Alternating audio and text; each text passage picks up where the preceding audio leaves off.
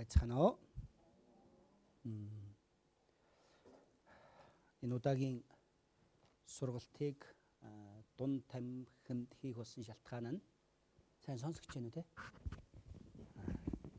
Хийх болсон шалтгаан нь удаа хугацааны дараа антиох сургалт буюу шинэ итгэжлийн сургалтыг бичлэг болгон үлдээхээр төлөвлөсөн байгаа. Тиймээс эхнээс нь ахуулаад бичлэгээр явах учраас энэ 51 дугаар ээлж дуусах хүртэл энэ танхим сонсно гэж ойлгоход болно юмээс 51 дугаар ээлж дууссаны дараа төв жуулганы 3 давхард байдаг баг танхимд сургалт маань дараачихын ээлж нь үргэлжлэх байхаа гэж нэмээс энэ эзний өдрөөс эхлээд чуулганы хуваар болгон дээр хуваар дээр бүх мэдээнүүд гарцсан байгаа шүү дээ тийм байгаа шүү. Тиймээс эндээс харангаа антиохтон байна гэвэл нь эндээ цуглахад болно шүү. За бол хамтдаа залбираад эхэлцгээе. Хамтдаа залбирая. Хайрваа нэгүслийн бурхаа тандаа баярлалаа. Гэмнүглийг усуухад дэлхийн амьдарч тэр гэмнүглээсээ болон мөнхийн там руу явхаас өөр аргагүй байсан биднийг эзэн та өөрийнхөө агуу хайр өршөөлөөр гэмнүглийг мань мөнхөд хуучилж өгөн тэр агуу хайраараа бурханы хүүхэд болгож өгсөн нэгүсэлдтэй нь талархаж байна. Өнөөдөр ч мөн бид бүхэн эзэн таны үгийн өмнө шинэ итгэгчдийн сургалт антиох сургалтын эхний үгийг сурах гэж байгаа билээ. Үгээр дамжуулан авралын баталгаа болон аюулгүй байдал гэж юу вэ?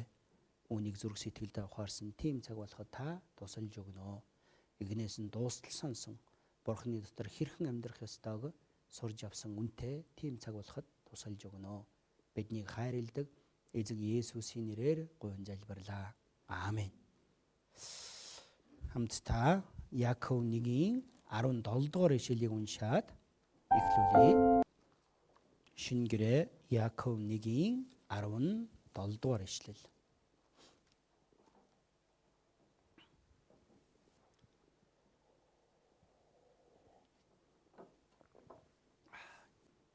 Яаков 1-ийн 17 дугаар ишлэл олсон бол хамтдаа уншийе. Аливаа сайн сойрхол ба аливаа төгс бэлгэн дээрээс гэрлүүдийн эцгээс бууж ирдэг. Түүнд өөрчлөлтөж өөрчлөгдөх сүүдэрч үгүй. За.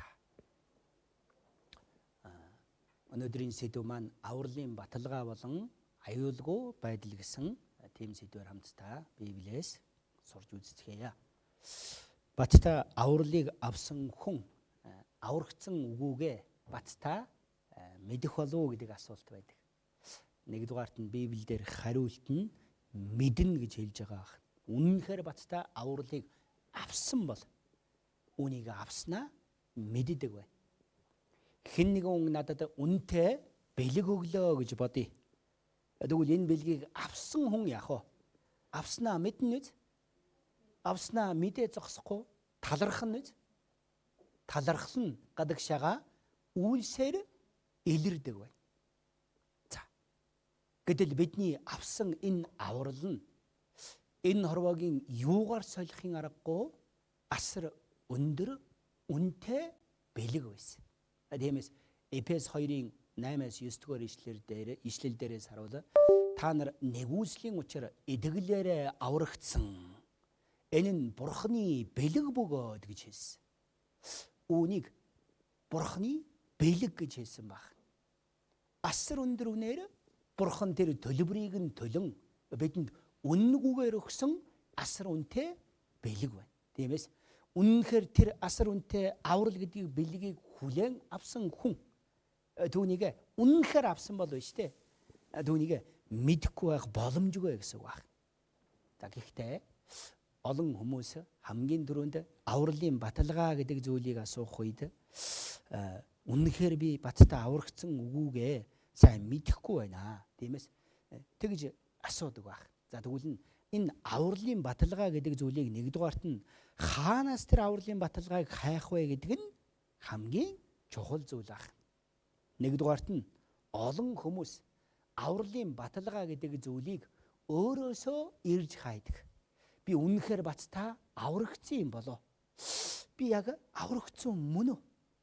бүгд аврагдсан гэдэг би аврагдсан гэдэг баталгаа надад байна уу хэмээн өөрийгөө өнгөж харж эхэлдэг. За эндээс эхлэн юу яадаг вэ?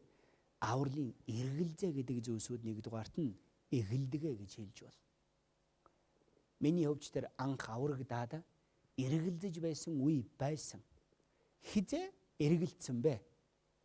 Бодитоор авралыг авсан боловч авралыг авсан хүний дайтай өөрчлөгдөж, авралыг авсан хүний дайтай гэмнүглгүүгээр цэвэр ариун амьдрч чадахгүй байгаа тийм өөрийгөө хараад өөртөө эргэлзэж ихэлсэн үе байсан. Чи ер нь аврагдсан мөн үү? Үнэхээр авралыг авсан хүн мөн бол чам шиг ингэж амьдрахлоо. Өөртөө хэлж байгаа шүү дээ. Та бүхний хэлээгүй шүү. Ингэж өөрөөсөө асууж ихэлсэн. Мэдээж хариулт нь би биш байсан. Хариулт нь юу байсан бол Есүс Христийн загалмаа байсан. Би өөрийгөө хичнээн зүхэж, хичнээн уучлж чадахгүй байсан чи. Намайг хайрлан миний төлөө загалмаа дээр үхэж өгсөн Есүс Христийн тэр хайр нь хувиршгүй гэдгийг баттаа ойлгож авсан тэр үед. Тэгингээ бүр илүү эзэнд талархан энэ авралын баталгаагаа бүр илүү баталгаажуулсан гэж хэлж байна. За өнөөдрийн уншсан үгэн дээрээс харуулна. Аливаа сайн сойрхол ба аливаа төгс бэлгэн дээрээс гэрлүүдийн эцгээс бууж ирдэг. Түүнд өөрчлөгдөх сүйдэрч үгүй гэж хэлсэн байгаа юм. Эцтэй авралдаа эргэлзэж байна гэдэг нь ганхаж байгаа нь миний зүрх сэтгэл болохоос биш. Бурхан болон Бурханы үг, Бурханы намайг хайрлсан тэр хайранд нь өөрчлөлт байхгүй гэдгийг харуулж өгж байгаа биз дээ. Тийм учраас түүнд өөрчлөгдөх сүйдэрч үгүй гэж хэлсэн байгаа юм. Энэ Бурхан ямар төгс төгөлдөр вэ гэдгийг, намайг аварч өгсөн аврал нь ямар төгс төгөлдөр вэ гэдгийг харуулж өгж байгаа тийм үг баг. Хамтдаа хуучин гэрээний Малах номын 3 дугаар бүлгээс харъя. Хуучин гэрээний хамгийн сүүлчийн ном байгаа. Малах 3 дугаар бүлэг.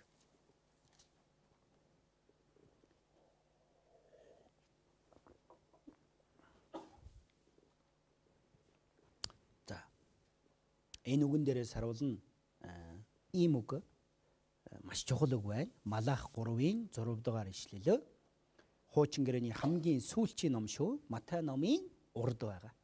Матай номын шинэ гэрээний анхны ном биз. За Малах 3-ын 6 дугаар ишлэлийг би уншиж өгье. Эзэн би өөрчлөгдөшгүй. Тэмд Яакын хөвгүүдээ та нар сөнөхгүй. За Израиль улс яагаад сөнөөгүй юм бол? Израиль яагаад эцсээ үртэл сүрч үгүй бололгүй дахин сэргсэн юм бол? Энэ үг байгаа учраас тэр яагаад вэ? Эзэн би өөрчлөгдөшгүй гэж хэлсэн мэт. Тимд Яакын хөвгүүдээ та нар сөнөхгүй гэж хэлсэн байгаа эцтэй. Израильчууд 2600 жилийн турш зовлон амсан гэдэг түүхийг бид өхөн Библиэр дамжуулан сурсан.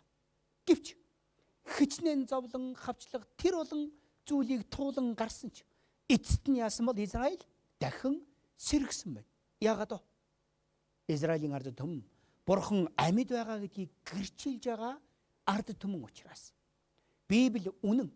Бурхан амьд. Бурхан өөрчлөгдөшгүй. Мөнхийн нэгэн учраас юу юм бол Израильч тэр хизээч сөнөхгүй юм. Өнөөдөр сөнөхгүй байгаа зогсохгүй энэ дэлхий дээр үнэнхээр хүчрхэг ус болно гэсэн тэр үгийн дагуу Израиль дахин сэргсэн баг. Тиймээс харъя да. Бурхан өөрчлөгдөшгүй шиг Библи ч өөрчлөгдөхгүй. Яагаад вэ? Үг нь ихэнд үг байсан.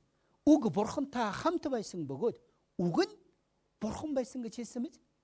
Өнөөдрийн хүртэл Библийн бүхий л үг нь Библиэр бичигдсэний дагуу бүгд биелэгдсэн баг. За тийм учраас авралын баталгаа гэдэг зүйлийг бид өхөн өөрсдийн зүгээс хайх нь хамгийн буруу зүйл баг. Авралын баталгааг хаанаас хайх ёстой юм бол минь намайг аварч өгсөн энэ Есүс Христийн амлсан амлалтууд. Бурханы бидэнд өгсөн мөн хамын тэр найдварлсан тэр үгнүүд тэндээс бид өхөн байж тээ авралын баталгааг олж авах ёстой баг. Гэтэл олон хүмүүс яах вэ? Эргэлздэг хүмүүсийн дотор бас ийм хүмүүс байдаг. Гимшиж байж аврагдана гэж хэлсэн. Гэхдээ сураад үдсэн чинь би яасан юм бол сайн гимшээгүй юм шиг байна. Ингэж ярьдаг хүмүүс би сайн гимшээгүй юм шиг байна. За тэгвэл сайн гимшнэ гэдэг нь юу юм бол? Өдөржин шинжин гим нүглээсээ болон шаналж уйлаад суухыг гимшил гэж байгаа юм болоо? Гимшлийг Библиэлд маш тодорхой хэлж өгсөн байгаа. Жинхэнэ гимшил нь юу вэ? Үйлс номын 3 дугаар бүлгээс олж харъя да.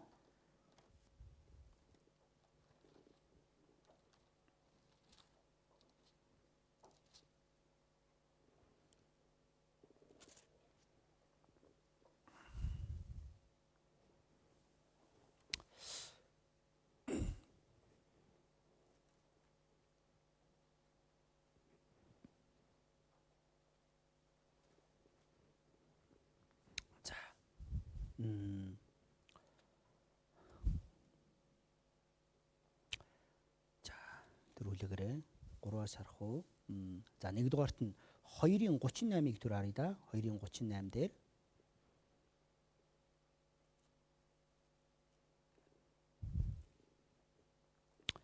За, 1-дугаарт нь 2-ын 38 дээрээс харуулна.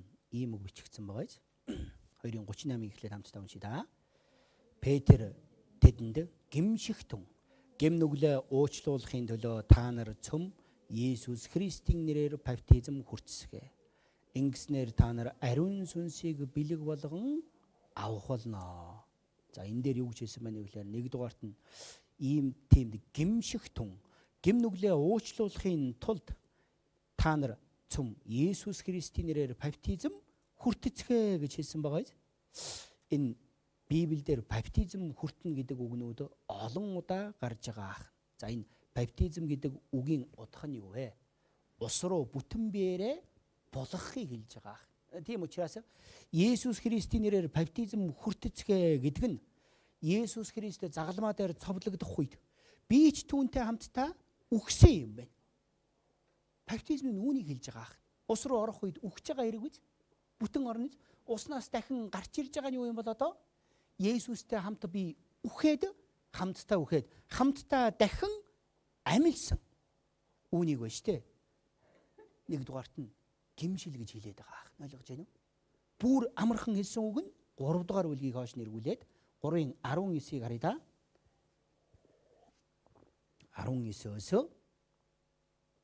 20-дугаар ишлэлийг мөн хамтдаа уншия. Үйлс 3-ын 19-өөс 20-дугаар ишлэл хамтдаа уншия. Иймээс гимшицгээ гим нүглээ үгүй болгохын тулд эргэцгээ тэгвэл сэргээх цаг эзний оршихугаас ирэх бөгөөд та нарын төлөө томилогдсон Христ болох Есүсийг тэр илгээх болно. За энэ дээр 19 дээр мөн иймээс гимшицгээ гим нүглээ үгүй болгохын тулд эргэцгээ гэж хэлсэн байгаа. Эцэстээ жинхэнэ гимшил нь юу вэ? Есүс Христ над чиг нүгэлтний төлөө загалмаа дээр цовдлогдсон үхэж өгсөн юм байна. Есүсийн үхэл нь миний үхэл юм байна. Есүсийн үхэл нь миний үхэл учраас загалмаа дээр миний нүглийг ч үүрсэн учраас нүглийн хөлс нь үхэл учраас Есүсийг үхэх үед би ч түүнтэй хамтдаа үхсэн юм байна. Мөн биз? Есүсийг дахин амьлах үед би ч түүнтэй хамтдаа амьлсан юм байна. Үнэхээр эзэн миний төлөө үхэж дахин амьлсан юм байна. За, үүнийг сонссон тэр хүн яах вэ? Гимшицгээ. Гим нүглээ үгүй болгохын тулд эргэцгээ гэсэн байгаа. Хин л бол? Загалмаа дээр миний төлөө үхэж, миний гмийг үрэн үхээд миний төлөө дахин амьлсан тэр эзэн рүү чин сэтгэлээсээ эргэх. Энэ юу вэ? Гимшил үстэй. Гимшил нь үүнийг хэлж байгаа ах. Тэрнээс биш өөрийнхөө хийсэн гим нүглийг дахин тунгаан бодох. Хаяа би уулзаад үзүүлэн ийм хүмүүс байдаг. Гим нүглийн талаар ярихлаар яах вэ? Энэ гим нүглийн талаар сонсдог. Тэгэд яах вэ? Гим гэж ямар муухай юм бэ? Энийг гим нүгэл гэж хэлдэг юм байна. Би ийм гим нүгэл хийсэн хэмээн тэр гим нүгэл гэдэг тэр зүйлдээ бүх анхаарлаа хандуулдаг. Тэгингээ тэр хүн зүгээр гим нүглийн талаар бясалгаад байдаг хүмүүс бий. Би ийм нүгэл хийсэн юм байна. Эн чинь нүгэл юм байна. Гэтэл тэр төгсгөл нь биш үү? Түгээр дуусч болохгүй. Яах ёстой юм бол? Энэ гим нүглээс болоод би там руу явах юм байна шүү дээ. Ийм нүгэлтэйгээ бурхан юм очвол яах вэ? Там руу явах юм байна. Шүүгдэх юм байна. Ийм намайг бурхан минь та аварч өгөөч хэмээн эргэн загалмаа дээр миний төлөө цовдлогдож өгсөн Есүсийг харах ёстой байхгүй юу? Тэгэл олон хүмүүс яадаг юм болоо? Түүнийг биш, хэнийг вэ? Өөрийнхөө нөгөө нүглийг харангаа би гимшээгүй юм шиг байна. Би яг жинхнээсээ гимшээгүй юм шиг байна. Энэ буруу ойлголч юу за? Бид бүхэн юуг харах ёстой юм бол? Энэ гим нүглийн минь төлөө загалмаа дээр цовдлогдсон миний төлөө үхэж өгсөн түүнийг харан түүнд итгэхийг хэлж байгаа үстэй. Тиймээс учир нь хүүг харж түүнд итгэгч бүр мөн хамтаа байх нь эцгийн минь хүсэл мөн. Эцгийн өдөртөө би түүнийг анилуулна гэж айлдлаа. Юуг харж гинэ? Хүүг харах ойлгож байна уу? Гимшилж байна уу, яаж байна уу гэж өөрийгөө харах биш. Миний төлөө загалмаа дээр цовдлогдсон үхэж өгсөн тэр Есүс. Түүнийг хараад миний төлөө үхэж өгсөн юм байна. Ойлгосон биз? Тэр нь хамгийн чухал зүйл ах. Тиймээс Еврей номын 12:2 дээр үгж ütсэн билээ. Эдгэлийг иглүүлэгч бөгөөд төгсгөгч болох Есүсөд харцгаая.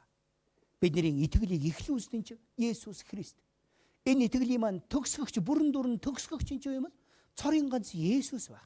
Тийм учраас түүнийг харан ажиглах нь юу юм бол авралын баталгаа болохоос биш. Өөрийгөө өнгийн харуул яах вэ? Одоо чи би урдын адил гимнүгэлтэн. За энэ удаа хаврын семинараар аврагдсан хүмүүс ч байгаа бах.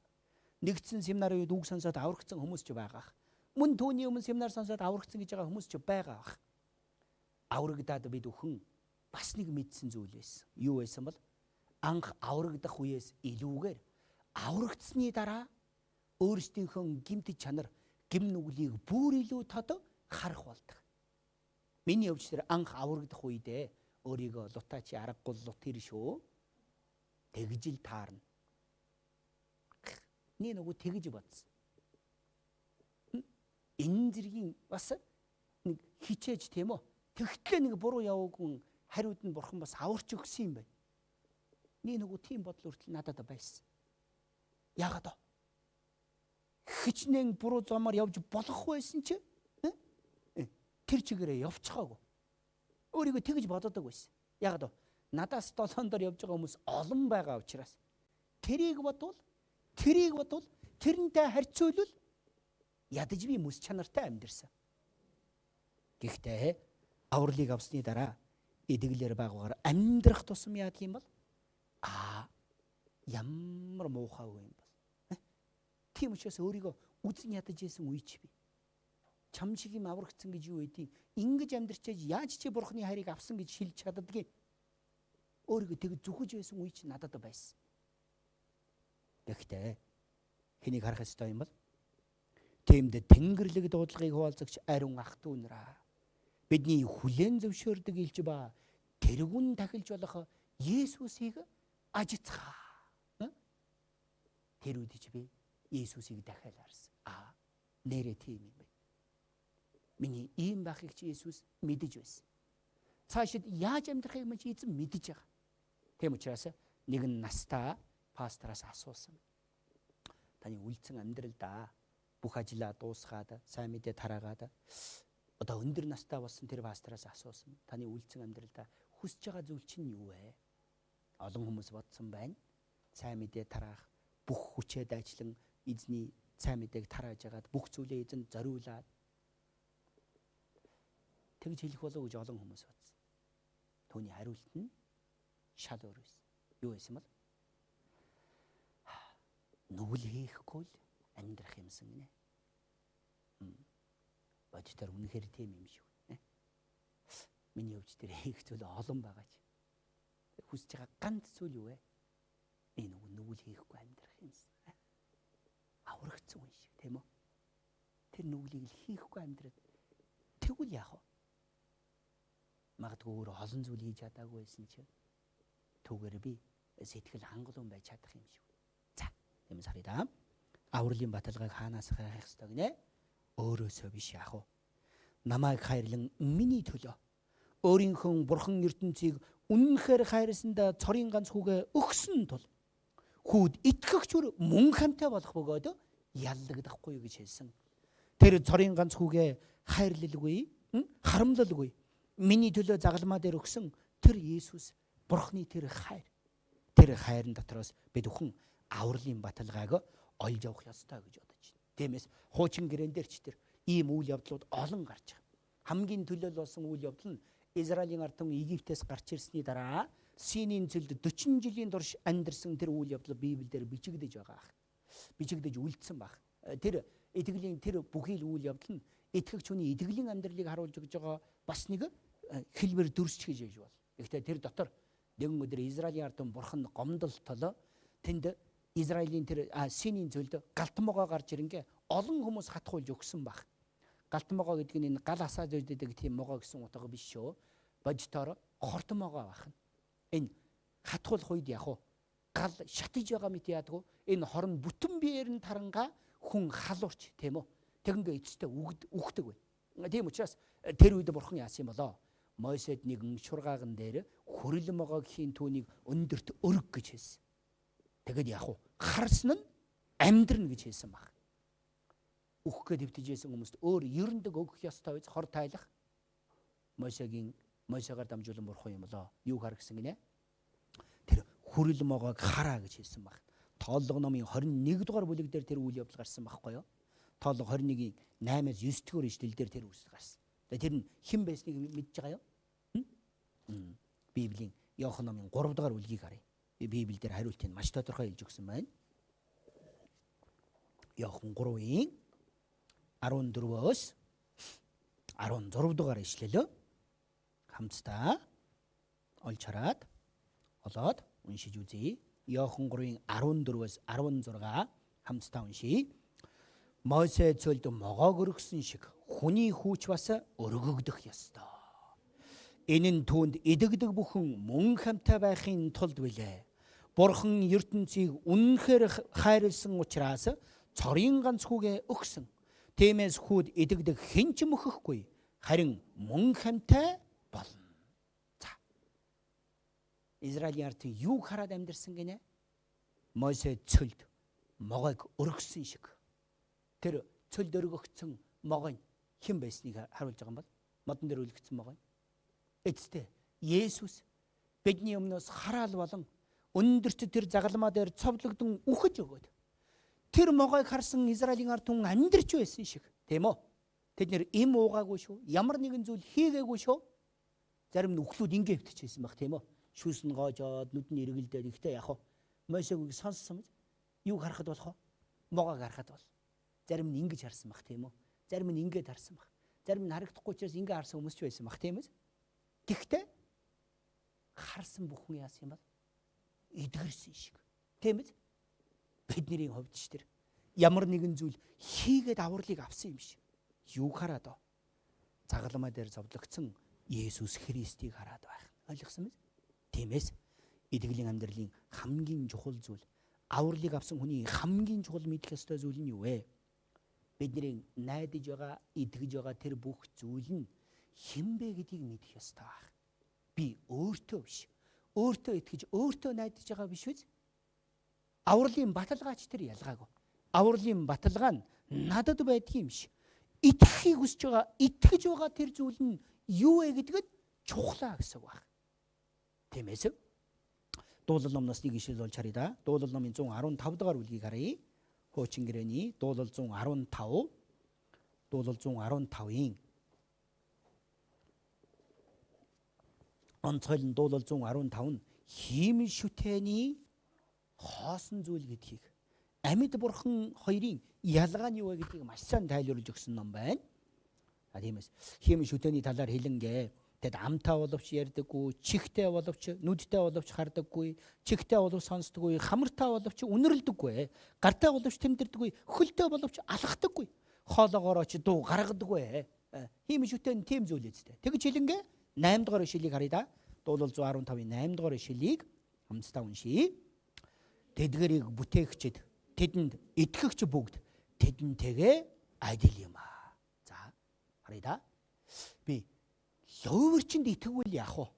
Миний хувь тавилан ч яах вэ? Ловир дуулаад дуусах болно мөн үү? Тийм биз? Би аригчныг дагаад итгээд явбал яах вэ?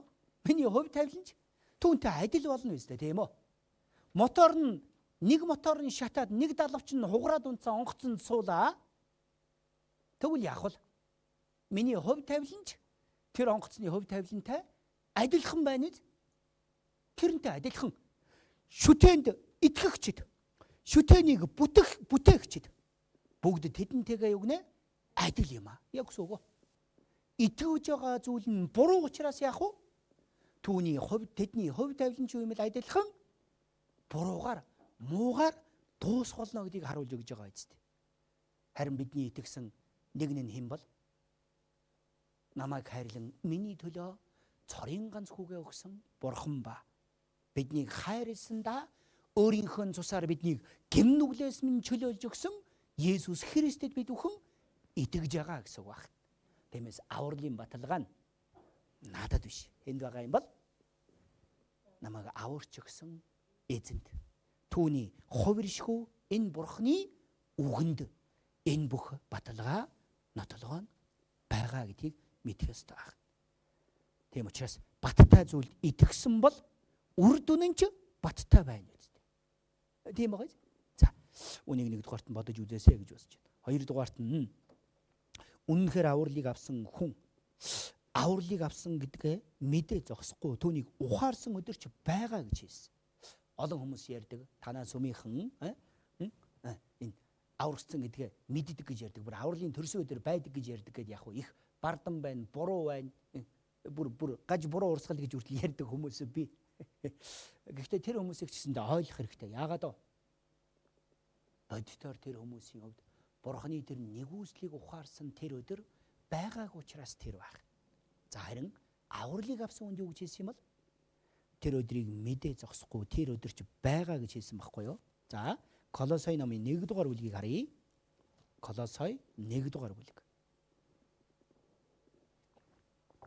Колосой 1-ийн 6 дугаар ишлэлийг харъя.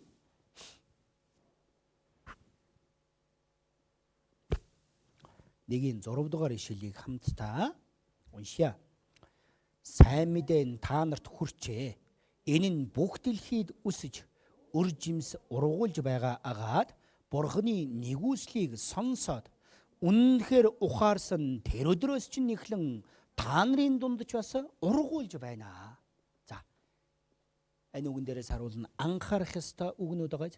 Сайн мэдээ та нарт хүрчээ гэж хэлсэн тийм үү?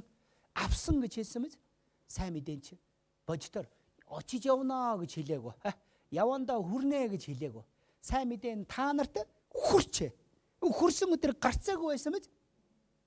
Гэхдээ зарим хүмүүс өштэй тэр өдрийг мэдэхгүй байх тохиолдол бий. Миний нэг таньдаг ах үе, таньдаг ах манай сүмийн итгэгч ах үе. Энэ ах маань хизээ аврагдсанаа мэдэхгүй. Тэгээ надад дээр ирсэн номлогчоо би аврагц өдрөө сайн мэдэхгүй байна. Гэхдээ энэ тэдний өдрөгээ тогтчихгүй гинэ. Яаж байгаа гэдэгсээ энэ хүмүүсд авралын төрсөн өдөр гэлээ надад хэлэх үг болдохгүй. Тэг хизээ ойлгосноо мэдэхгүй байна. Гэхдээ Есүс миний нүглийг мөнхөд уучлж өгсөн юм. Намайг ингэж их хайрлсан байна гэдгийг би яасан юм бол ухаарсан гинэ. Тэг хизээг нь мэдэхгүй байгаа тэр хүн. Тэг мэдэхгүй өнгөрч болно үстэй тийм үү? Яхахгүй эзэн намайг нэрээ авраад өгсөн юм байна. Тэгээд итгэлээр амьдраа баяр хөөртэй сайн мэдээ таргаад явсан. Тэгсэн чинь хүмүүс яа тийм бол авралын төрсөн өдөр инээ тэрэгээл тэмдэглэл тэгсэн чинь би нэрээ хизээ аврагдсан юм бол санаанд орохгүй байж болно. Гэвч баттай зүйл бий. Юу вэ? Сайн мэдээ та нарт хүрчээ гэсэн байгаач. Тэгингээ хүрсэн учраас одоо яа тийм бол үржимсээ ургуулж байгаа гэсэн баггүй яагаад вэ? Үнэнхээр тэр сайн мэдээний үр нь тэр зүрх сэтгэлд нь унсан бол яах вэ? Үр нь амьтай бол амьнаас нь амин ургадаг. Мөн үү? Үржимс гарч эхэлдэг баг. Гарцаагүй дэгдэг үз? Ариун сүнсний 9 үржимс ургана гэж Библиэлд бичсэн баг. хайр, баяр хөөр, баяр баясгалан, бие захирах энэ 9 үр жимснүүд нэг нэгээрээ ургаж игэл энэ юу юм болоо? Эхний 3 нь бурхны өмнөх өөрчлөлтүүд. Хоёр дахь нь миний дотор бий болж байгаа зүйлсүүд мөн хөршийнхөө талаар өөрчлөлтүүд буюу ийм үр жимсүүд ургаж эхэлдэг. За тийм зүйлсүүд байдаг. Тэгингээ мөн хайртай хүмүүстэй сайн мэдээ тарааж эхэлдэг байхгүй юу? Тэр хүмүүс нааврагдвал яг тэр чинь сайн мэдээний бас том үр жимс баг. Бүгдээр адилхан шүү. Тэгж хэлэнгээ энэ дээр хэлсэн байгаа. Өсөж үр жимс ургуулж байгаагаад бурхны нэгүслийг сонсоод нэгдүгээрт нь бурхны нэгүслийг сонссон байгаа. Тэр нэгүсэл нь юу вэ? Өтавгалда адил начиг нүгэлтний төлөө бурхан намайг үнэхээр хайрлсан да. Цорын ганц хүүгээ өгсөн юм. Бурхан намайг ингэж хайрлсан юм. Тэр нэгүсэл үстэй. Тэр нэгүслийг нь сонсоод тэгээд дуусаагүй. Үнэхээр ухаарсан тэр өдрөөс чинь эхэлж гисэн байгаа. Надад түүнийг үнэхээр ухаарсан тэр өдөр байсан баг. Мэдээж хүн болгон зарим нь санахгүй тохиолдол бий гэж хэлсэн шүү дээ. Миний хувьд 2007 оны 4-р сарын 9-ний үүрийн 2-оос 3 цагийн үед.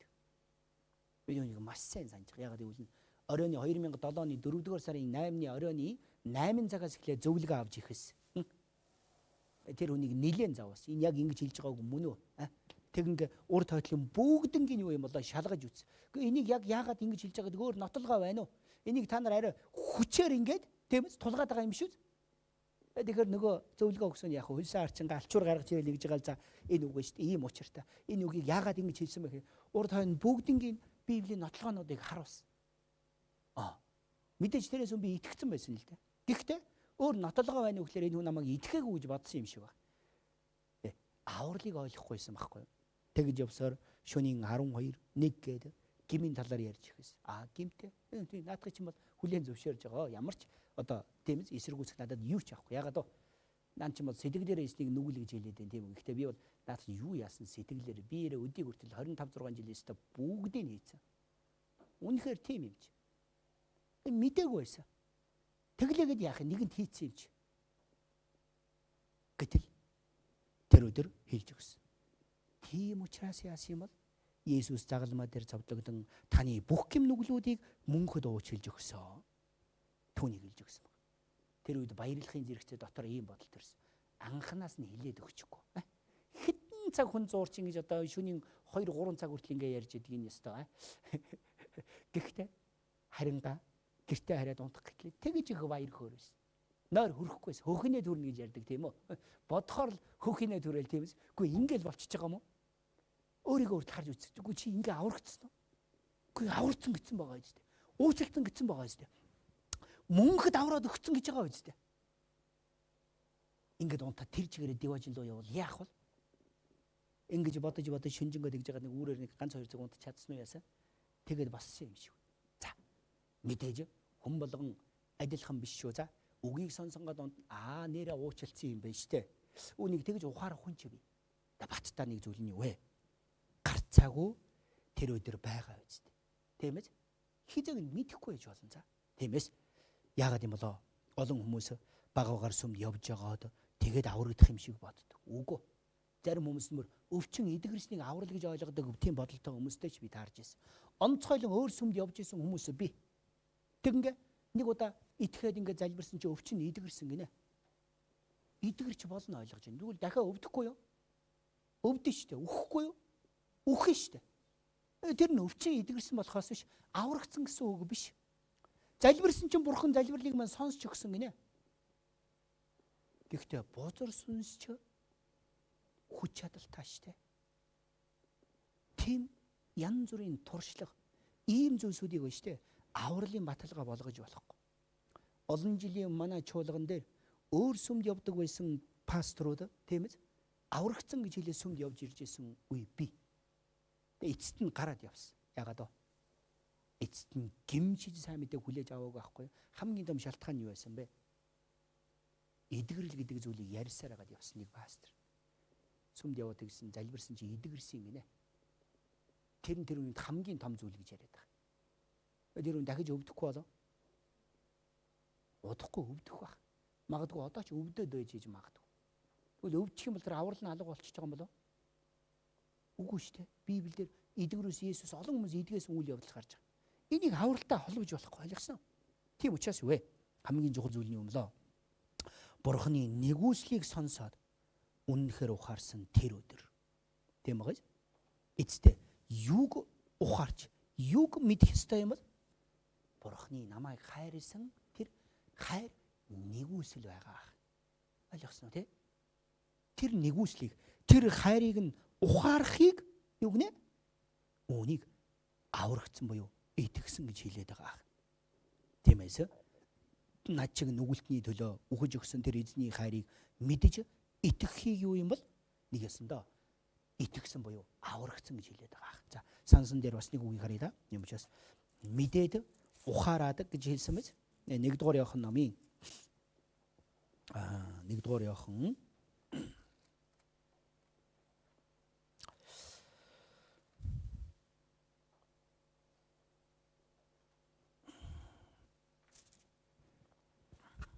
자 1-р Иохан номын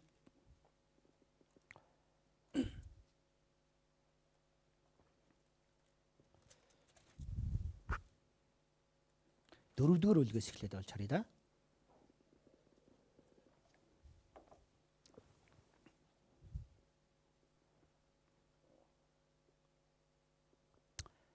За тиймээс энэ дээр ингэсэн байгаа. 4-ийн хэдийг унших вэ гэхлээр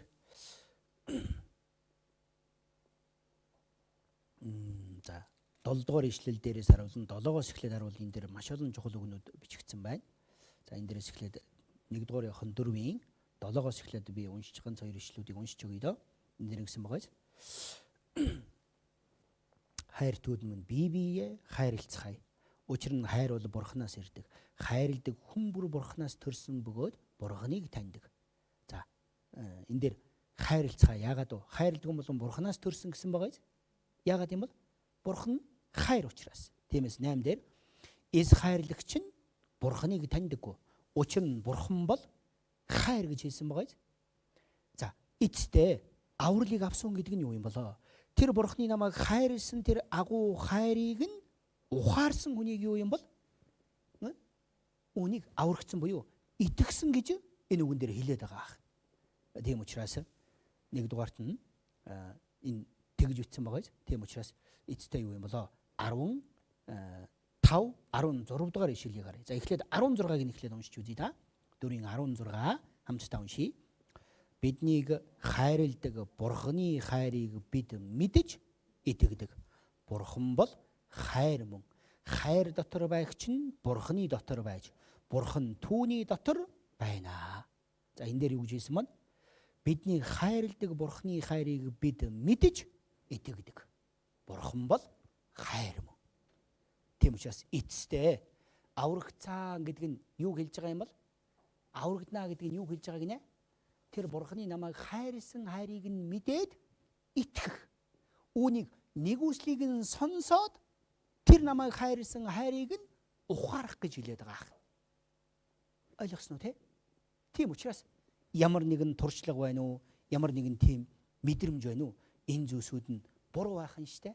Ойлгосон биз? Тийм учраас үнэнхээр баттай авралыг авсан хүнд байна штэ. Энэ бат итгэл гэдэг зүйл бий болдог баг. Юу болдог гинэ? Бат итгэл. За 1-р Тесалоник 1-р бүлгээс бас олж харъя да. 1-р Тесалоникийн 1-р бүлэг. 1-ийн 4-өөс 5-р ишлэлийг харъя. 4-өөс 5 хамтдаа уншия. Бурханаар хайрлагдсан ах トゥ нараа та нарын сонгогдсныг бид мэднэ. Учир нь бидний сайн мэдээ та нарт зөвхөн үгээр бус бас хүч ба ариун сүнс дотор бүрэн баталгаагаар очсон. Тэрчлэн бид та нарын төлөө дундч нь ямар байсныг та нар мэднэ. За энэ дээр Бурханаар хайрлагдсан ах トゥ нараа та нарын сонгогдсныг бид мэднэ. Энэ дээр Бурханаар хайрлагдсан ах トゥ нараа гэдэг нь авралыг авсан хүмүүсийг хэлж байгаа. Та нарын сонгогдсныг бид мэднэ гэж хэлсэн байгаа. Энэ сонгогдсон гэдэг нь авралыг авсан хүмүүс нь онцгой сонгогдсон гэсэн утга биш шүү.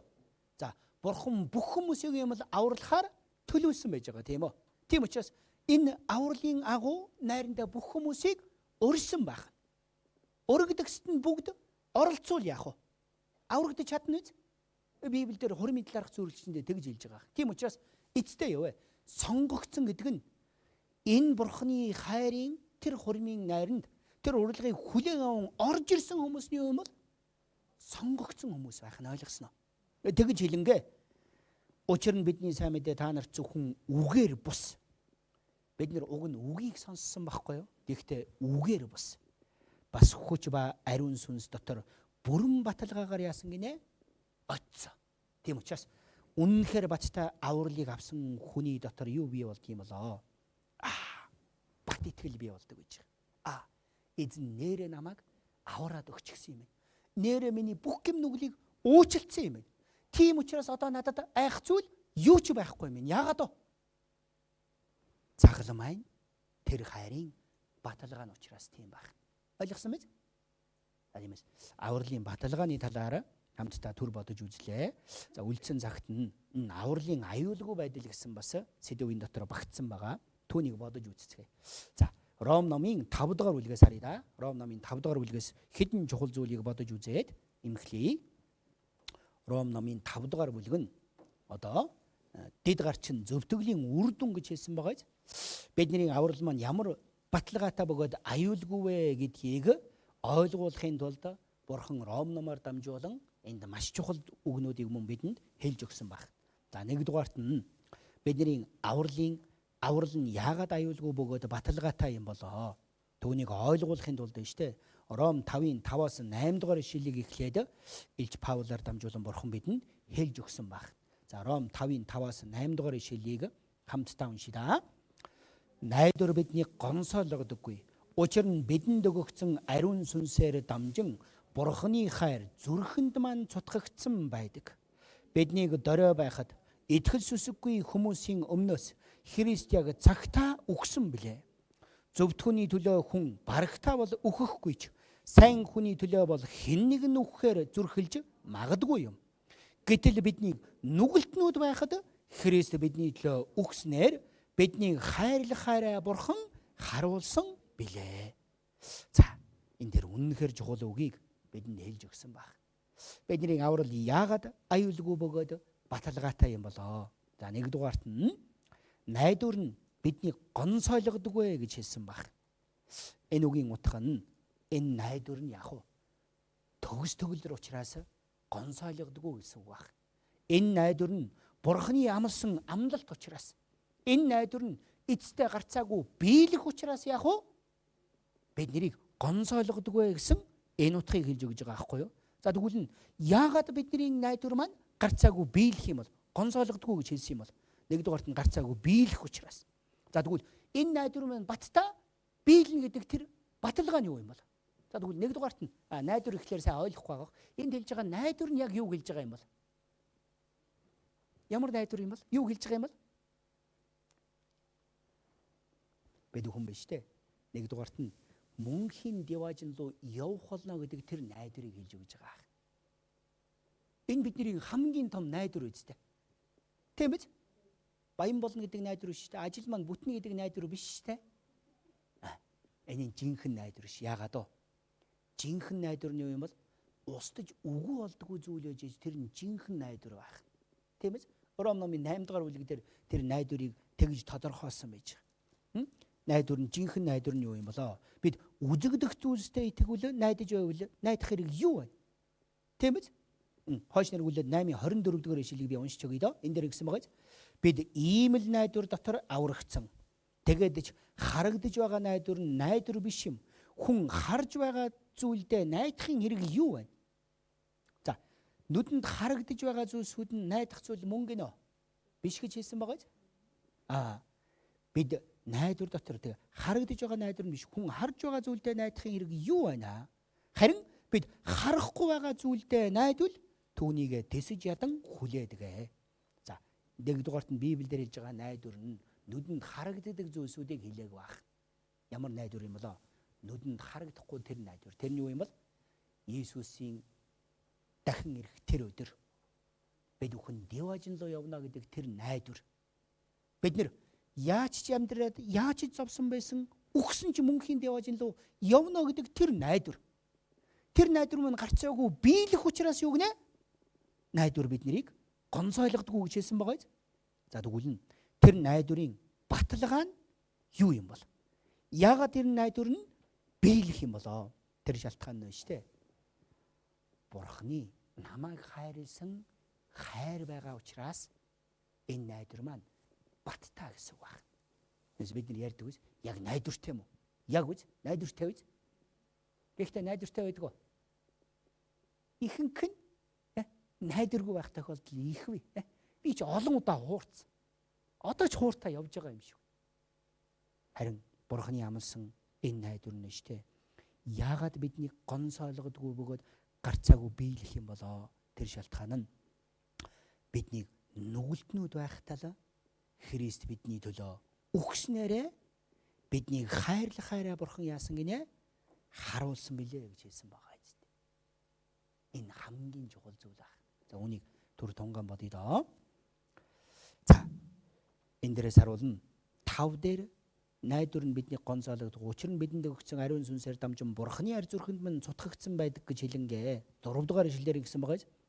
Биднийг дорой байхад итгэл сүсэггүй хүмүүсийн өмнөөс Христ яг цагтаа үхсэн билээ. За 1 дугаарт нь бид нарыг дорой байхад гэдэг энэ үгийн утга нь юу юм болоо? Үүнийг эхлээд бид хүн сайн тунгаан бодох хэрэгтэй. За биднийг дорой байхад гэдэг энэ үг нь бид нарыг тамир тэнхээгүй энэ хаврын уртад ядарсан байх үед маань гэсэн утга юм болоо? Би ч тэр хавар 4 сард аврагцсан. Одоогоос 18 жилийн өмнө. Үлсч яваад нэг сони ахтаа суудсан гэдэг шиг үлсч яваад хоол идэхгүй сүм дээр очиод аврагдсан юм болоо. За энэ сул дээр байдал биш шөө. Энэ юу вэ? 1 дугаарт нь биднийг дорой байхад гэдэг энэ үгийн дотор байна шүү дээ. 1 дугаарт нь ард нь хэлсэн байгаа. Биднийг итгэл сүсэггүй байхад гэсэн үг байна. За Есүс миний төлөө үхэж өгсөн намайг итгэгч болсны дараа үхэж өгсөн үү? Үгүй шүү дээ. Бидэнд Бурханы талаарх ямар ч итгэл сүсэг гэдэг зүйл байхгүй байх үед Бурханд итгэх нь бүхэл Бурханыг доромжилж үгүйсгэж амьдарч байсан. Тэр үед байна штэ. Есүс үхэж өгсөн баг. Мөн биднийг дорой байхад гэдэг нь биднийг нүгэлтнүүд байхад гэсэн утга баг. Ямар байхад гинэ? Аль хэдийн нүгэлтнүүд байх үед. Мөн биднийг дорой байхад гэдэг үгийн бас нэг утга нь юу юм бол? Ром 5-ын 10 дугаар ишлэлийн эхний хэсгийг уншъя да. Хэрв бид дайснууд байхдаа хүүгийнх нь үхлээр Бурхантай эвлэрсэн юм бол. Бүр цаашлаад юу гэсэн юм бол? Бид нарыг Бурхантай биш те дайснууд байх үед гэсэн баг. Тийм учраас эцэстээ биднийг дорой байхад гэдэг нь юу юм бол? Харъя да. Эдэгдэггүй байх үед, нүгэлтнүүд байх үед, бүр цаашлаад Бурханы өмнө дайснууд байх үед. Энэ үед яасан бэлээ? Эзэн миний төлөө загалмаа дээр цовдлогдсон үхэж өгсөн байгаа эцтэй. Үүнээс бид бүхний мэдэх ёстой хамгийн чухал зүйл нь юу вэ? Бид нар Бурханы өмнө зөвхт амьдарсан учраас Бурхан аварч өгсөн юм биш. Харин биднийг Бурханы өмнө гэмнүглийг хийж, Бурханы өмнө хормоо зүйлийг хийн. Бурханы бүр дайсан мэд амьдарч байх тэр үед гэдэг нь бидний хийсэн үйлсээр биш. Ямар ч болцолгүй Бурханы төгс төгөлдөр хайрлсан тэр агуу хайраараа яасан юм бол Бурхан бид бүхнийг өж тэ аварч өгсөн гэдгийг харуулж өгж байгаа. Ойлгосон биз? Энэ нь өж тэ бидний авралын ямар аюулгүй бөгөөд баттай вэ гэдгийг харуулж өгж байгаа юм шүү дээ. Итгэсний дараа аварч өгсөн юм биш. Зөвхөн болсон учраас Бурхан аварч өгсөн биш. Бүр дайснууд байх. Ойлгож байна уу? Тэрээр биднийг хүүхдээ болгож авсан баг. Та бүхнээс асууя да. Хэн нэгэн хүн миний хүүхдийг алсан байлаа гэж бодъё. Тэр хүнийг би өршөөгөөд өөрийнхөө хүүхэд болгон үрчлэн аваад түүнд бүх өв хөрөнгө өгч чадхлаа. Чадах. Бид нар бүгдээрээ чадахгүй. Нэг нөгөө бийж чадахгүй. Яагаад вэ? Бид нэр одоо ч нүгэлтнүүд учраас тэр. Харин эзэн яасан бол дайснууд байхад нь юу гинэ? Өөрийнх нь хүүг загалмаа дээр цовдолж асан тэр хүмүүсийн төлөө тэр авралын ажлыг гүйцэн тэдэнд ч эзэн авралыг өгөн тэднийг хүүхдээ болгож авсан байгаа үстэй. Энийг бидэнд хэлж өгч байгаа. Мөн дээрээс нь Есүс гэнт тэнгэрээс биднийг аврахаар буугаад ирсэн болов. За зөв нь хүнийг аврыг шийдээд ирсэн болов. Бас үг. Энэ 5-ын 6 дээр ингэсэн байгаа. Биднийг дорио байхад итгэл сүсгүй хүмүүсийн өмнөөс Христ яг цагтаа өгсөн блэ. Есүс Христ энэ хорвоо дээр гэнт ирсэн юм шиг. Цагтаа ирсэн байх. Энэ юуг харуулж өгч байгаа юм бэ? Нэгдүгээрт нь Бурхан анхнаасаа юм бол биднийг аврахаар төлөвлөсөн байсан гэдгийг харуулж өгч байгаа. За тэгвэл хизээнээс төлөвлөсөн бол Адамыг нүгэл хийсний дараа Бурхан за эднийг аврахгүй бол энэ нүглээс бол бүгдээрээ там руу явах нэ гэд Бурхан шийдсэн болов. Олон асуудаг хүмүүс би. Бурхан биш те. Нүгэл хийхийг мэдсээр байсан юм чи яах гэж? Адамын өөрийг бүтээхгүй байх нь яасан? Бүр сайн мөг мэдүүлж модныг анханаас нь байхгүй болгочих нь яасан? Гэхдээ Бурханы бүр том төлөвлөгөөг мэдэхгүй учраас тийм баг. Би ч тэгж бодож ийсэн үе. За нэгдүгээрт нь харъя да. Бурхан Есүсийг цаг нь яг цагтаа өгсөн гэж хэлсэн байгаа биз? Энэ цаг нь анханасаа төлөвлөгдсөн байсан. Хизээнээс вэ? Матай номын 25 дугаар бүлгийг харъя. Матай 25.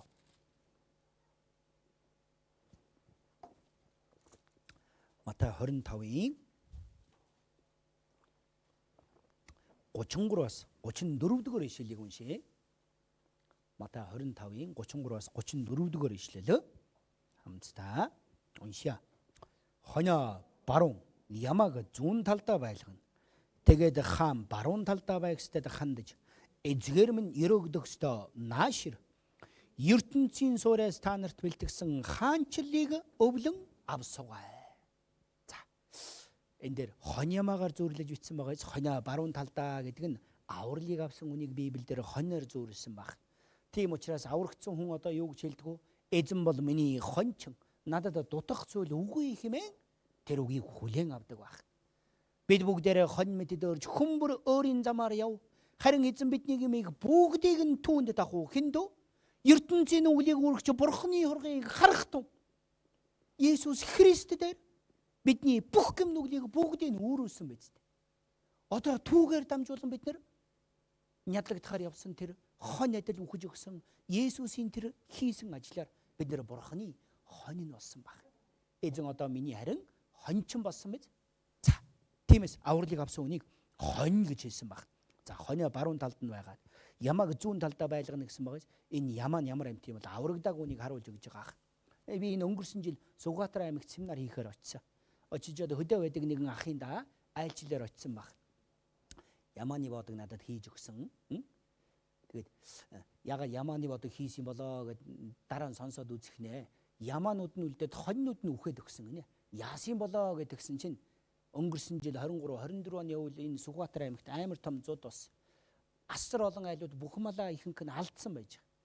Гэтэл яага юу болсон бэ гэсэн чинь энэ хонь байж тээ.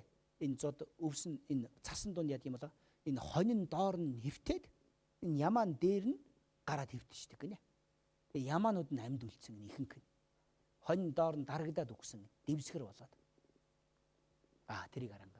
Нэрээ тийм дээ. Авралыг авсан гэдэг нь юу юм бол? Эзэн тэр нядлуулахаар явсан хург адил үгсэн шиг тийм үү? Бид бүхэнч тэр одоо яах вэ? Энэ сайн мэдээний төлөө хонь адил яах вэ? Зарим үед доромжлол хэлжсэн ч тэд нартай үзээд ээж болохгүй. Туулгаар та зарим үед хохироод үлдэхээс арга байхгүй. Нэрэл эцтэй яах вэ? Энэ газар дээр ямаа дээр нь дэвсэлж байсан ч. Гэхдээ тэр өдөр яах вэ? Хонь нь Бурханы баруун тал зогсов. Аврагцуунийг илж байгаа байхгүй. Тэгингээ юу гэсэн бол баруун талдаа гэсэн эцгээр минь өрөөгдөхстөө наашир ертөнцийн суураас та нарт бэлтгэсэн хаанчлалыг өвлөн авсгаа. Энэ юу юм бол? Энэ ертөнцийг эглэхээс ч өмнө яасан юм болоо? Бурхан биднийг аврахаар төлөвлөсөн баг. Тэгээд тэр төлөвлөгөөгөө Есүс Христээр дамжуулан загалмаа дээр биелүүлсэн баг. Энэ нь гинт болсон үйл явдал биш. Бурхан анханасаа юу юм бол биднийг аврах нь түүний төлөвлөгөө байсан баг. Матай номын 10, Ром номын 10, 1-р Коринт номыг харъя. 1-р Коринтын 15 дугаар бүлэг дээр ингэж хэлсэн баг. 15-ын 2-оос 4-р ишлэлийг үртэл хамтдаа болоод уншицгаая. Хамтдаа уншийе. Хэрэв миний тунхагласан үгийг та нар баримтэлж бас дэмий хоосон идэхээгүй л бол та нар түүгээр аврагдсан. Учир нь би хүлээн авсан зүйлийнхээ хамгийн чухлыг та нарт дамжуулсан. Бичвэрийн дагуу Христ бидний нүглийн улмаас үхсэн бөгөөд оршуулгдан бичвэрийн дагуу 3 дахь өдөртөө амьлуулагдсан агаад. За, Паул энэ дээр хэлсэн мэт миний тунхагсан үеийг та нар баримтэлж дэмий хоосон итгээггүй бол та нар аврагдсан юм аа. Юу гарав? Тэр тунхаглагдсан үгээр. Тунхагсан үг нь юу байсан бол бичвэрийн дагуу Христ бидний нүглийн улмаас үхсэн. Анханасаа төлөвлөсөн байсан биз? Мөн бичвэрийн дагуу оршуулгдан бичвэрийн дагуу 3 дахь өдөртөө амьлуулагдсан юм аа. Энэ нь юу юм бол хамгийн чухал зүйл нь юу байсан бэ? Энэ байсан байгаа ч тийм. Библийн цөм нь Христ миний төлөө аль эртнээс төлөвлөн энэ газар дээр ирэх байсан биз? Тэрийг аль Библи ихэлсэн эхлэл номоос ахуулан Бурхан яасан юм бол одоо бидэнд түүнийг хэлж өгсөн байж байгаа. Эхлэл ном дээр юу гэж хэлснийг тэр хэлсэн үгийг Галаат номын 4-р бүлэг дээр мөн Бурхан дахин давтан хэлж өгсөн байж. Эхлэл 3-р бүлэг дээрээс харуулна эмэгтэйгээс төрсөн нэгэн хүү могон тэр эмэгтэйн үрийн өсгийг нь няцалж харин тэр эмэгтэйн үр нь түүний толгойг няцлна гэж хэлсэн. Бяцлна гэж хэлсэн. Загалмаа дээр Есүс Христийг сатан цовдлон гар хөлийг нь өсхийг нь нэвт хатгсан чи. Эзэн яасан юм бол загалмаа дээр анханасаа төлөвлөсөн байсан тэр төлөвлөгөөнийхөө дагуу үхлийг ялж, нүглийг ялж биднийг аварч өгсөн биз дээ. Түүнийг Галаат номын 4-р бүлэг дээр бас ингэж хэлсэн баг. Галаат 4-ийн 4. Галаат 4-ийн 4. Галаат 4-ийн 4-р ишлэл. 4-ийн 4-р ишлэл хамтдаа уншийе. Харин цаг нь болоход эмэгтэй хүнээс хуулийн дор төрөх хүүгээ Бурхан илгээжээ. За, хэдэн ишлэлүүдийг олж харлаа. Бурхан тасралтгүй юм бол цаг нь болоход анханасаа биднийг аврахаар төлөвлөсөн байсан байгаа юм. Тэр төлөвлөсний дагуу Есүс Христ 2000 жилийн загалмаа дээр цовдлогдсон бидний төлөө өгж өгсөн баг. Энэ нь юу вэ? Бурхан бид бүхнийг ямар их хайрлсан бэ гэдэг тэр хайрыг нь харуулж өгж байгаа баталгаа нэх. Тиймээс бодож үзье. Бид бүхний төлөө эзэн цаг нь болоход өгж өгсөн баг. Бидний гуугаачгүй байх үед, мэдээчгүй байх үед, нүгэлтнүүд байх үед, Бурханы өмнө дайснууд байх үед итгэл сүсэггүй байх үед ч биднийг тэнхүү хайрлан аварч өгсөн баг. Тийм учраас яах вэ? Бидний аврал надад биш. Эзэнд байгаа бөгөөд төгс төгөлдөр аюулгүй аврал баг. Тиймээс үүгээр дамжуулан одоо бид бүхэн авралыг аваад зогсохгүй. Энэ эзэн цаг нь болвол яах вэ? Энэ ертөнцийн 2 туудаага ирэх бол. Тэр үед юу ийх бол? Өөрийг нь тэсэн ядан хүлээхстийг 1-р нь аварч өгнө гэж хэлсэн. Харин энэ ертөнцийн хүмүүсийн тухайд юу хүлээж байгаа юм бол? Тэр аимшигтай шүүлт нь хүлээж байгаа гэж Библиэлд хэлсэн байна. Дуулал номын 75 дугаар бүлгийг харъя. Дуулал 75.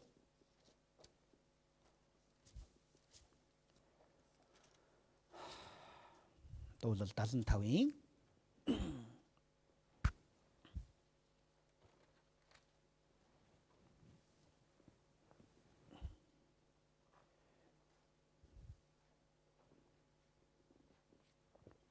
2, 3 дугаар ишлэлийг хамтдаа уншийе. Би тогтоосон цагийг сонгохдоо чиг чударгаар шүүхүлээ. Дэлхий ба тэнд амьдрагч бүхэн ганхан багнуудыг нь би бат тогтоосон. За. Тогтоосон цагийг сонгохдоо чиг чударгаар шүүхүлээ. Тэр тогтоосон цаг нь хизээ бол эзэн цаг нь болоход Христ бидний төлөө ирээд үхэж өгсөн шиг. Энэ цаг нь болох үед яадаг юм бол эзэн дахин ирээд одоо яах вэ? Эцсээ хүртэл эзний энэ хайрыг хүлээн аваагүй хүмүүсийг яах юм бол бурхан шүүх болно гэж хэлсэн байж. Гэхдээ тэр цаг өдрийг хүүч тэнгэр илчиж мэдэхгүй. Тэнгэр дэх эцгэл мэднэ гэж хэлсэн. Бурхан тэр цаг хугацааг нуусан байна. Яагаад нуусан бол? Яагаад бурхан нуусан юм бол? Тэр цагийг мэдвэл уг нь хичнээн гоё бол тийм үү? Та нуусан шалтгаан бий. Яагаад вэ? Нэгдүгээрт нь 2025 оны 5 дугаар 6 дугаар сарын 1-ний өдөр хүүхдийн баяраар Иесус ирнэ гэвэл юу болох вэ? Энд байж байгаа хүмүүс өштэй гараад бүх байр саваа зараад сайн мэдээ тараана гэдэг юм. Тэгвэл хүмүүс юу гэж хэлэх бол? Энэ баптизмын галзуурч тийм учраас гажир урсгал гэж ярьж байгаа. Тэгж ярих болно за. Бурхан тийм учраас яах вэ? Тэр цагийг нуус. Тэгжээж яах вэ бид нэр? Эзнийг ир хүртэл яах вэ? Айдсва чичрэлээр аварлаа биелүүлэх түн гэсэн тэр үгтэй адилхан эдгэлийн амьдралаа сахингаа амьдрал маань багвар өөрчлөгдөж тэгж амьдрах байх. Мөн хоёр дахь өөр төрлийн бас нэг хүн яах вэ? Тэр цагийг мэдчихвэл яах вэ? Зарим хүмүүс тэгж ярьдаг хүмүүс үү? Есүс ирэх юм байна тийм үү? Тэгэх юм бол ирэх юм бол тэр үед аврагдах боломжгүй мэн тий. Тэгвэл ээжтэй би жоохон дураараа амьдарч хагаад Есүсийг ирэхийг яг урд өдөр нь итгэхэд аврагдчихъя. Ингэж ярьж байсан үнтэй ч би таарж ирсэн. Гэхдээ Библиэлд өгсөн бол маргаашаараа бүүсээр. Учир нь маргааш чамд юу авч ярихыг чи мэдэхгүй. Тийм биз? Хэзээ өгөхөө мэдэхгүй байж байгаа юм. Юу яасан маргааш нөгөө өдөр аврагдъя. Тийм учраас аврал нь яах вэ? Айлуулах хурдан бөгөөд яаралтай аврагдах ёстой баг. Ойлгосон биз? Тиймээс үүнийг бид бүхэнд харуулж өгж байгаа. Тийм учраас үнэхээр бурхан намайг үнэхээр хайрлсан уу? Үнэхээр хайрлсанд аврагдсан болов? Аварч өгсөн болов? Үнэхээр тийм. Түүний баталгаа нь юу юм бол эцтэй? Иесус Христийн загалмаа байгаа эцтэй. Тэр загалмаа нь эзэн намайг хайрлсан тэр хайрыг бидэнд харуулж өгж байгаа зүйл аа. Онцгойлон хэнийг илгээсэн юм бол бурхан өөрөө биш. Өөрийнхөө цорын ганц хүүг бурхан ертөнцийг үнэхээр хайрлсан да. Бидний төлөө тэр хүүгээ өгсөн баг. Тиймээс эзэн хизээ миний төлөө загалмаа дээр цовдлогдож өгсөн гинэ. Зөвхт амьдрах үед үү? Нүглээс салангад байх үед үү? Эзний төлөө хичээнгүлэн амьдарч байх үед нь юм болов?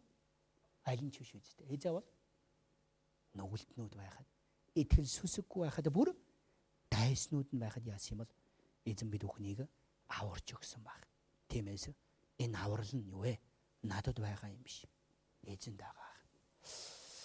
За төгсгөлд нь үнэхээр миний авралын баталгаа авралаа яаж баталгаажуулах вэ гэж боддог. Бас тийм хүмүүс хаяа гарч ирэх тохиолдол бий. Тэр тохиолдолд яах ёстой болоо? Яавал нь аврал маань өшөөлөө баттай болох юм болоо. Талархмаар зүйл нь эзэн юу юм бол чихэнэ над руу ир. Чиний сүнс амьтаа байхын тулд сонсоцгоо гэж хэлсэн.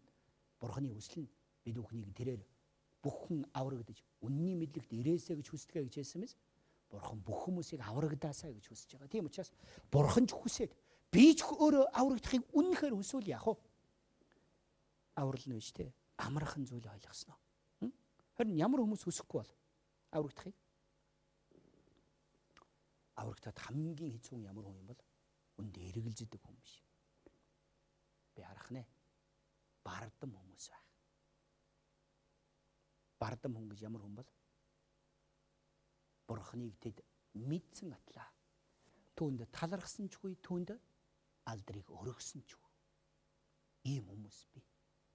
Библийг сурдаг, Бурханыг мэддэг. Тэгсээр нэ яа тийм бол бурхан байд юм байна. Тийм үнэ. Гэтэл тэр бидэнд амьсгал бүгдийг өгдөг гэдгийг мэдсээрэж түүнд алдрыг ч өргөхгүй тэгж амьдарч байгаа бол яах вэ? Энэ хүн бардам хүн байх. Ойлгосон биз? Би тийм учраас эцтэй яах вэ? Бүх үг нь тэр хүний хувьд хөнгөн бодон, хөнгөн бурхныг хөнгөн бододог байх. Тийм учраас аврагдаж чаддаггүй байна. Тиймээс Библиэлд ч суйрлын өмнө бардам зам гэж хэлсэн. Ингээд бардам зүрх сэтгэл байвал энэ хорвоо дээр ч яадаг юм бол эцэст нь буруутдаг шүү. Тиймээс бид бүхэн Бурхныг таньж мэдсэн бол магадгүй аврал маань эргэлзээтэйгаа л яах вэ? Өөрийгөө эргэж хараарай. Надад бардам зүрх сэтгэл байхгүй. Бурхныг би хэр зэрэг хүндэлж үнэнхээр Бурхан байгаа гэдгийг мэдсэн хэрнээс Ром номын 1 дугаар бүлэг дээр түүнийг маш тодорхой хэлж өгсөн байгаа биз дээ. Тийм ээ. Тэд Бурханыг гэвч тэд Бурханыг мэдсэн атлаа Бурхан гэж түүнийг алдаршуулсан ч түүнд талархал өргөсөн ч харин ч бодол санаа нь хоосорч ухаргүй зүрх нь харанхуй болжээ. Тэгэж өгсөн бол өөрсдийгөө мэрэгэн гэж хэлдэг атлаа. Өөрсдийгөө мэрэгэн гэж боддог тийм хүмүүс. Библи яг хөө тэгж ярьт нөгөө юм ярьж. Тэгж хэлдэг атлаа. Тэд мунхаг болсон бөгөөд эцтэй яад юм бол үл муудагч Бурханы алдрыг муудадаг хүн шувууд дөрвөн үл тамдид хийгээд мөлхөгчтэй адил дүрээр сольжээ. Бурхан байсараад юм хим шүтэн шүтдэг. Бүүдээр очдог. Энэ сонирн байгаа биз? Яагаад вэ? Энэ зүрх сэтгэл нь одоо ч бардам байгаа учраас. За ийм учраас Бурхан яад юм бол Ром 1:24 дээр амар өгчгдсэн байна. Иймд Бурхан тэднийг зүрхнийх нь хүсэл тачаалын бузар юмстан зөнд нь оргисноос тэд бие махбодоо өөр хоорондоо гутаажээ. Амар байгаа биз? Эцтэй яах вэ? Бурханыг өөр зүйлээр солио зогсохгүй нүглийг бүр илүү хийж амьдрах болдог байх. Тиймээс авралыг аваагүй хүмүүс нь ийм аюултай хүн болдог учраас тийм хүн болж болохгүй шүү. Ойлгосон биз? Мөн дээрээс нь надад магадгүй эргэлзээ байгаа бол Бурханаас гуйж залбираараа ойлгосноо. Тэгвэл яах юм бол Бурхан туслах бол. Марк 9-ийн 24-р ишлэлийг унш 23-24-ийг уншаад дуусгая да. Марк 9-ийн 23-аас 24 хамтдаа уншийе. Есүс түүнд та чаддаг бол гэв. Эдэгдэг хүнд бүх юм боломжтой гэхэд хүүгийн эцэг 24-ийн хойд соёлыг хамтдаа уншийе. Би итгэж байна. Итгэлгүй байгаад минь туслаач хэмээн чарлав. Энэ хүн яасан бол би итгэж байна. Итгэлгүй байгаад минь юу гинэ?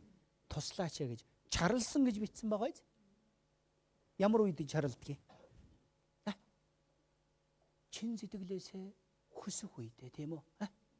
Тэгнэз тийм сэтгэл байвал нь штэ. Авралын баталгааг Бурхан тэр дараа өгөх болно ойлгосноо. Тиймээс өнөөдөр авралын баталгаа ба аюулгүй байдал гэсэн сэдвээр хамтдаа сурж үзцгээлээ. Дараагийн сургалт маань авралын 3 үе шат гэсэн ийм сэдв байна. Энэ учраас бас гайхаж байгаа биз? За мөн бид бүхэн хэрхэн залбирах вэ? Бас залбирч сурмаар байгаа биз? Мөн яаж үйлчлэх юм? Энэ нөхөрлөлд орлоо гэдэг энэ нөхөрлөл гэж яг юу вэ? Хоорондоо үерхийг хэлээд байгаа юм болов? Тийм биш биз? Тэр бүх агуулгуудыг Библийн дагуу сурах үнэхээр үн цэнтэй цаг учраас заавалчгүй сураасаа гэж хүсэж байна. Та үнэхээр азтай хүмүүс шүү. Пастор нь одоо аврагдаад 18 жил болсон ч шүү дээ. Ганц ч удаа антих сурч чадаагүй байна. Завн болохгүй байгаа тий. Тийм учраас та бүхэн дайрны яаж боломж гарсан биз? Энэ удаа боломж гарсан дээр эхнээс нь дуустан сонсоод бүгдээрээ антихын сургалтаа амжилтаа төгсөөд сайн итгэгч хүний дүр төрхөөр өсөө илүү итгэлээрээ өсөөсэй гэж хүсэж хамтдаа залбираад дуусгая. Хайрын Бурхан авдаа баярлалаа. Өнөөдөр ч үгээр дамжуулан Бурханы өмнө авралын баталгаа болон аюулгүй байдал гэсэн сэдвээр сурсан билээ. Сурсан үгээ сэтгэлдээ сийлэн эдэглэр амьдарч чадхад та тусалж өгнө. Үлдсэн бүх хэл сургалтын цагийг дуусгах чадхад эзэн та тусалж нэгүслээ өгөхийг хүсэж байна. Бидний хайрладаг эзэн Есүсийн нэрээр залбирлаа. Аамен.